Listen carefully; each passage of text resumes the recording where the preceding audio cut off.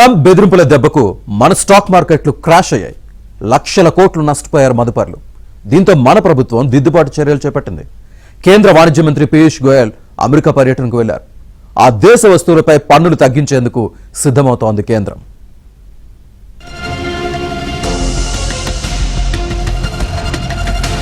America సుంకాల ఆందోళన ఓవైపు, మరోవైపు దేశీయ స్టాక్ మార్కెట్ల అల్లకల్లోలం వెరసి కేంద్ర వాణిజ్య శాఖ మంత్రి పీయూష్ గోయల్ హుటాహుటిన అమెరికాకు బయలుదేరారు.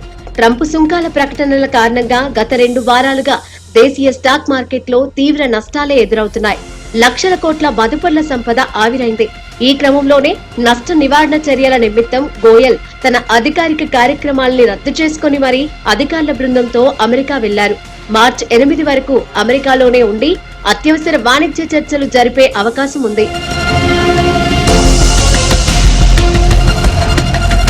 సుంకాలపై అమెరికా నుంచి స్పష్టత కోరడం, వాటి వల్ల దేశంపై పడే ప్రభావాన్ని అంచనా వేయడం వంటి విషయాలతో సుంకాల తగ్గింపు ఇరు దేశాల మధ్య ద్వైపాక్షిక వాణిజ్యాన్ని మెరుగుపరచడానికి రూపొందించిన వాణిజ్య ఒప్పందాలపై సంతకాలు చేసే అవకాశం ఉంది.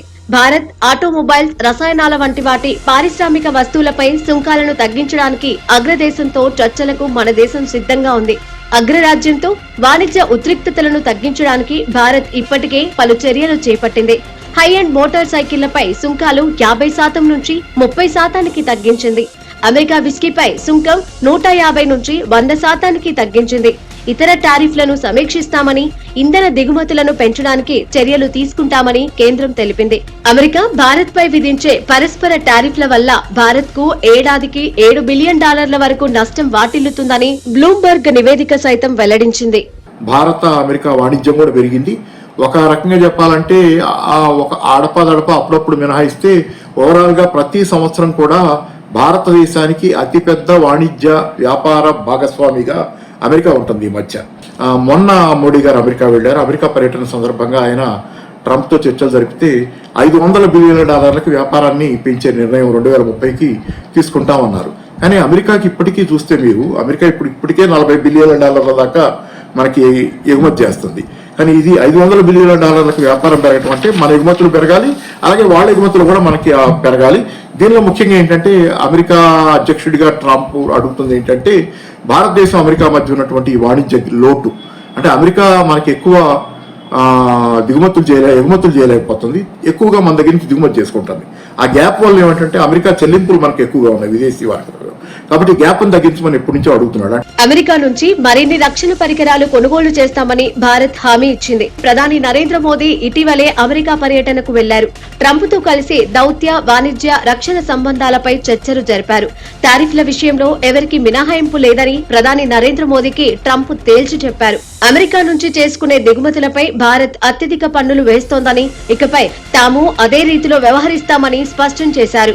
డాలర్ వాల్యూ కూడా పెరుగుతోంది. విదేశీ పెట్టుబడులు మన స్టాక్ మార్కెట్ నుంచి వెనక్కి వెళ్లాయి. దీంతో Bharat నష్టపోతోంది. Into India because they have trade barriers, very strong tariffs. We are right now a reciprocal nation. We are going to, if it's India or if it's somebody else with low tariffs, we're going to have the same. We're going to have whatever India charges, we're charging them. Whatever another country charges, we're charging them. So it's called reciprocal, which I think is a very fair. Bharat కు అతిపెద్ద వాణిజ్య భాగస్వామి America. ఏటా 8% వృద్ధి rate నమోదవుతోంది. సుంకాలు పెంచితే మన దేశం నుంచి అమెరికాకు పంపించే కెమికల్స్, మెటల్స్, ఆభరణాలు, రొయ్యలు, వ్యవసాయ ఆహారోత్పత్తులపై తీవ్ర ప్రభావం పడనుంది. వీటిపై అమెరికా సుంకాలు 40% వరకు పెరిగే ఛాన్స్ ఉంది. ఇదే జరిగితే భారత్ వేల కోట్లు నష్టపోతుంది. ఎందుకంటే మనం అమెరికా నుంచి చేసుకున్న దిగుమతుల కంటే అమెరికాకి మనం చేసే ఎగుమతుల విలువ దాదాపు 3 రెట్లు ఎక్కువ. స్టీల్, అల్యూమినియంపై 25% పన్నులు వేశారు ట్రంప్. ఇరు దేశాల మధ్య వాణిజ్యం $500 బిలియన్ పెంచుకోవాలని భారత్ భావిస్తోంది. ఈ సమయంలో ట్రంప్ తో ట్రేడ్ వార్లోకి దిగే కన్నా రాజీ పడటమే ముఖ్యమనుకుంటోంది ఇండియా. అయితే అమెరికాకు కేంద్రం అనవసర ప్రాధాన్యతనిస్తోందని, ట్రంప్ టారిఫ్లు వేసినా పెద్దగా నష్టం లేదంటున్నారు ప్రముఖ ఎకనామిస్ట్ స్వామినాథన్ అయ్యర్. అసలు ట్రంప్ దృష్టిలో ఇండియా లేదని, ఆయన Mexico, China, Canada, European Union పై ఫోకస్ చేశారని అభిప్రాయపడుతున్నారు. పైగా ట్రంప్ పక్కా బిజినెస్ మ్యాన్ లా ఆలోచిస్తున్నారు. అమెరికా ప్రయోజనాలు తప్ప ఆయనకు ఏమీ పట్టడం లేదు. అందుకే భారత్ వస్తువులపై ఆయన సుంకాలు తగ్గించే అవకాశమే లేదంటున్నారు నిపుణులు.